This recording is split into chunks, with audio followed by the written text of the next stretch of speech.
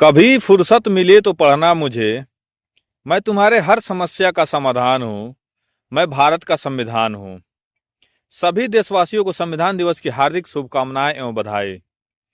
न्याय, समता और बंधुता संविधान की मूल भावना है।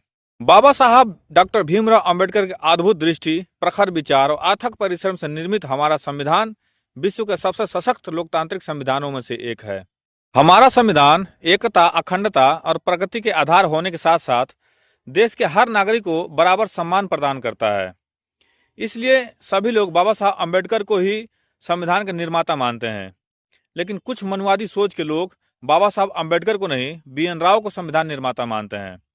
तो मैं आप लोगों को बता दूं, जब संविधान सभा में ड्राफ्टिंग कमेटी का गठन किया गया था तो उसमें 7 लोगों का चयन किया गया था, जिसमें बाबा साहब अंबेडकर भी थे। और बाबा साहब अंबेडकर अकेले मेहनत करते थे संविधान बनाने में। बाकी के 6 लोग कभी आते नहीं थे।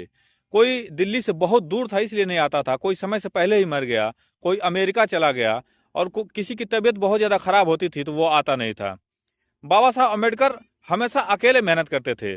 और संविधान सभा में 300 से ज़्यादा लोग थे, सदस्य थे, जिनको दिन में 25 बार बैठा के समझाना पड़ता था।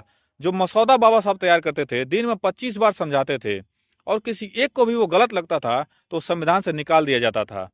सोचो बाबा साहब कितनी मेहनत करते थे। और आज कुछ लोग संविधान दिवस के अवसर पे BN राव को सपोर्ट कर रहे हैं, BN राव को संविधान निर्माता बताते हैं। तो मैं आपको बता दूं, BN राव का कोई योगदान नहीं है इसमें। बस संविधान सभा में एक सदस्य से थे और उसमें चमचागिरी करते थे। जरा सोचो, आप लोग दिमाग लगाओ कि बाबा साहब ने संविधान लिखा है तो देश के हर नागरिकों को बराबर सम्मान दिया है, तब भी आज ऊंच नीच का भावना इंडिया में रहता है। और उस समय अगर BN राव ने अकेले संविधान लिखा होता तो क्या राइट टू इक्वलिटी होती? क्या सभी लोगों को बराबर हक मिलता, बराबर सम्मान मिलता? कभी नहीं मिलता। क्योंकि बाबा साहब ने जब संविधान लिखा है तो सबसे पहले शुरुआत किया है हम सब भारतीय हैं। किसी जात से डिनोट नहीं किया है, सिर्फ लिखा है हम सब भारतीय हैं।